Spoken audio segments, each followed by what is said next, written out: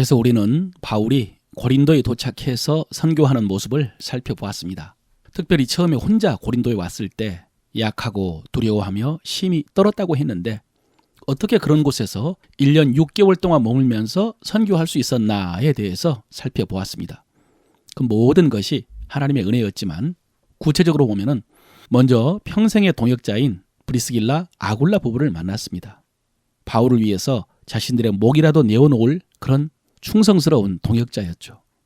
또 디모데가 와서 걱정했던 데살로니가 교회에 대해서 좋은 소식을 전해주었기 때문이고 빌립보 교회에서는 신라를 통해서 선교비를 보내주었기 때문에 바울이 선교에 집중할 수 있었던 것도 도움이 되었습니다. 무엇보다도 성령께서 환상 가운데 이렇게 말씀해 주셨습니다. 두려워하지 말고 침묵하지 말고 말하라.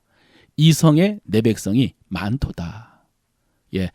외적인 모습만 보면은 거칠고 음란하고 혼란스러운 고린도에서 복음을 전해서 얼마나 믿는 사람이 있을까 걱정이 되었지만은 고린도에는 예비된 하나님의 백성이 많다고 하셨습니다.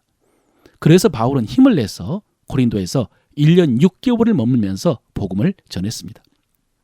그런데 이렇게 바울이 고린도에 머물며 복음을 전할 때에 바울을 가장 어렵게 한 사람들이 결국 유대인들이었습니다.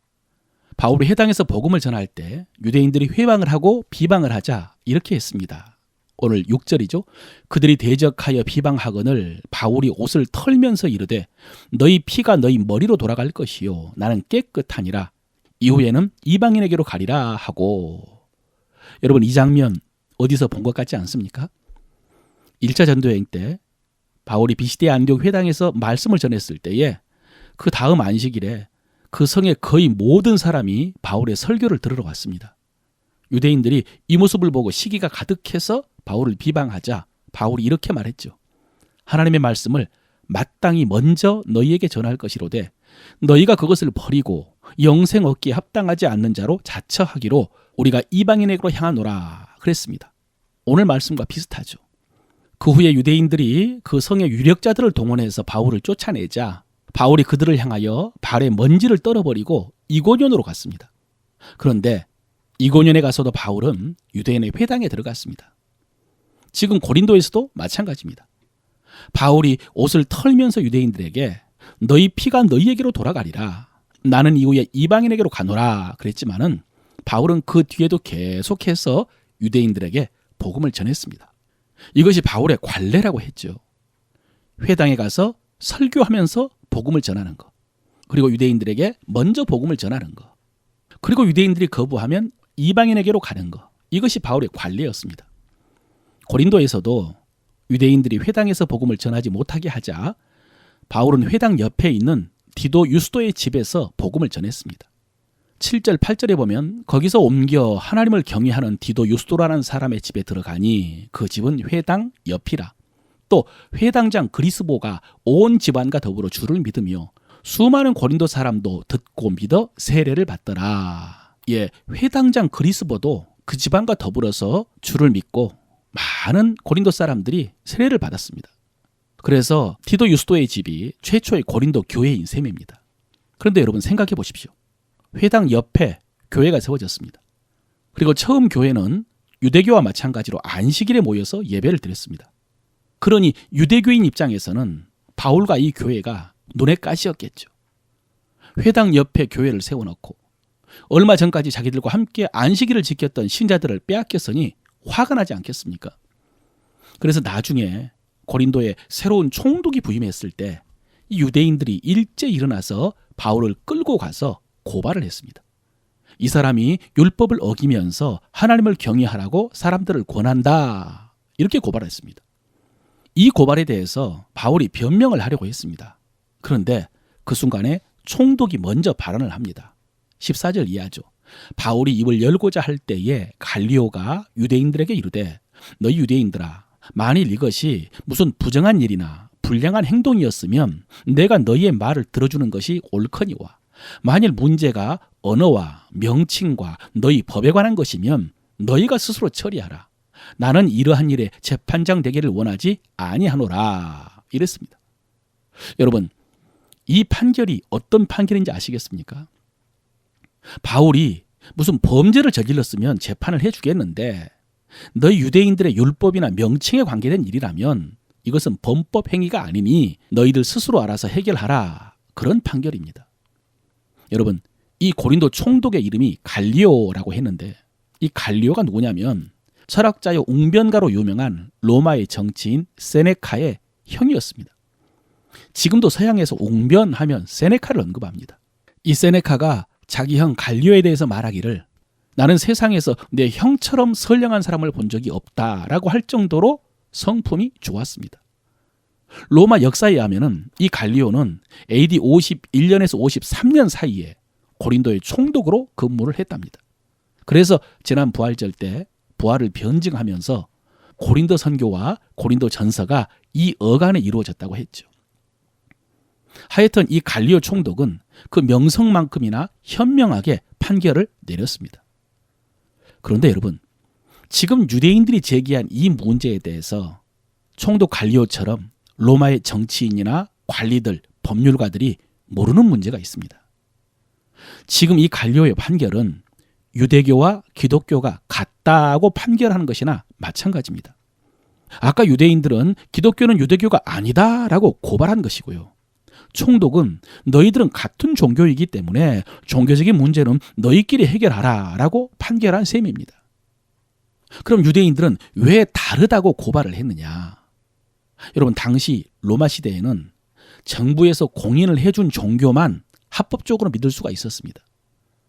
그러므로 지금 유대인들은 교회에 대해서, 기독교에 대해서 이들이 공인받지 않는 불법 종교 집단이라고 고발을 한 것입니다.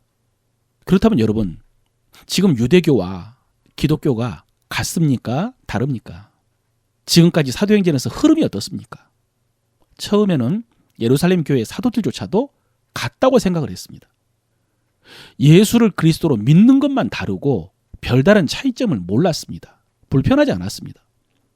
그래서 유대교의 전통을 따라서 성전 기도 시간도 지켰고 율법도 지켰습니다. 이방인들에게는 복음 전할 생각은 하지 않았고 나중에 이방인들이 믿고 돌아왔을 때에 이방인들도 할례를 받아야 된다, 이렇게 요구를 했습니다. 그런데 성령께서는 이런 생각과 전통을 하나하나 깨뜨리셨습니다. 스데반의 선교를 통해서 유대교로부터 박해를 받도록 하셨고, 그래서 흩어진 성도들로 인해서 사마리아인과 이방인들에게도 복음이 전해지도록 하셨습니다.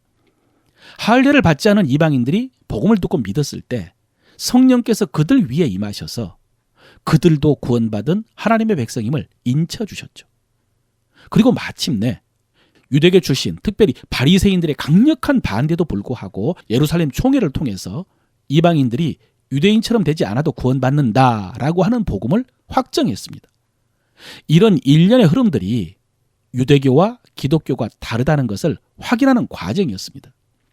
그래서 아직은 고린도 교회에서도 안식일을 지키고 있었지만 시간이 조금 지난 후에는 토요일 안식일을 지킨 것이 아니라 주일, 일요일을 지킵니다.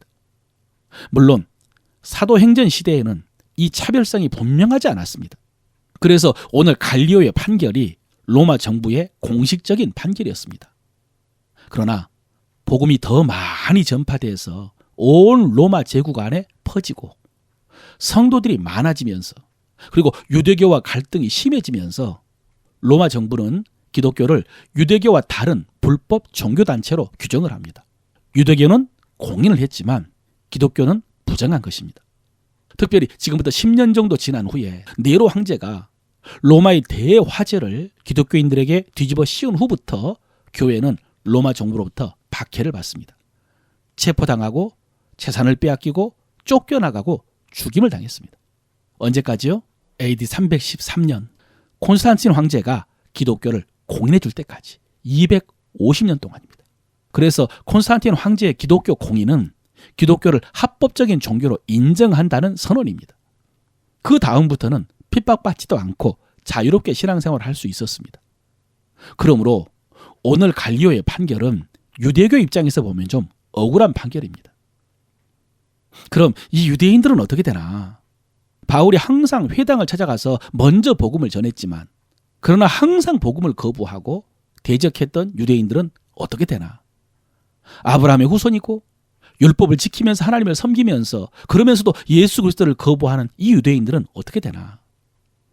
여러분, 오늘 바울은 대적하고 회방하는 유대인들을 향해서 너희 피가 너희에게로 돌아갈 것이라. 나는 이제 이방인에게로 가노라 라고 했지만 바울의 마음속에는 항상 자기 동족에 대한 안타까움이 있었습니다. 그래서 로마서 9장, 10장, 11장에서 이 문제를 자세히 다루죠. 로마서 9장 1절 이하에 보면요. 내가 그리스도를 향하여 참말을 하고 거짓말을 아니하노라. 나에게 큰 근심이 있는 것과 마음에 그치지 않는 고통이 있는 것을 내 양심이 성령 안에서 나와 더불어 증언하노라. 나의 형제 곧 권력의 친척을 위하여 내 자신이 저주를 받아 그리스도에게서 끊어질지라도 원하는 바로라 그랬습니다. 이런 마음으로 자기 동족 이스라엘과 유대인들의 구원을 위해서 기도하고 또 말씀 속에서 자기 동족을 향한 하나님의 뜻을 알고자 했던 바울은 마침내 하나님의 뜻을 깨닫습니다. 하나님께서 유대인들을 완전히 버리신 것은 아니라는 사실을요. 비록 지금은 자기 동족 유대인들이 예수 그리스도의 복음을 거부하고 있지만 언젠가는 하나님께서 그들을 돌아오게 해주실 것이라는 사실을 깨닫습니다. 역사 속에서 하나님께서는 항상 남은 자를 남겨두셔서 구원의 역사를 이어가셨기 때문입니다. 여러분, 교회 역사 속에 대체 신학이라는 것이 있었습니다. 가장 단순하게 설명하자면 교회가 이스라엘을 대체했다는 것입니다.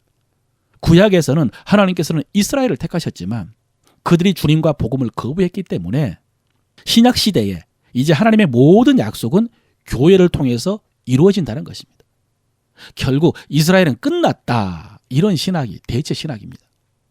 그리고 실제로 이스라엘이 멸망하고 지난 2000년 동안 교회 안에서 이것은 정설처럼 받아들여졌습니다. 그런데 2차 세계대전이 끝나고 이스라엘이 2000년 만에 나라를 회복하고 수많은 유대인들이 고토로 돌아오고 몇 차례 중동 전쟁을 통해서도 나라를 지키고 생존을 이어가자 교회 안에서는 이 모든 역사가 하나님의 역사임을 깨닫고 이스라엘을 향한 하나님의 뜻이 계속되고 있음을 깨달았습니다. 그렇습니다, 여러분.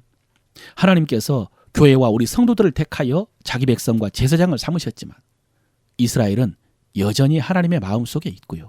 이스라엘에 대한 하나님의 약속은 계속해서 이루어지고 있습니다. 이 약속의 마지막은 그들이 예수 그리스도께 돌아오는 것입니다. 작년에 하마스의 이스라엘 공격으로 종말에 있을 것이라고 한 이스라엘의 전쟁이 많은 사람들에게 화제가 되었고요.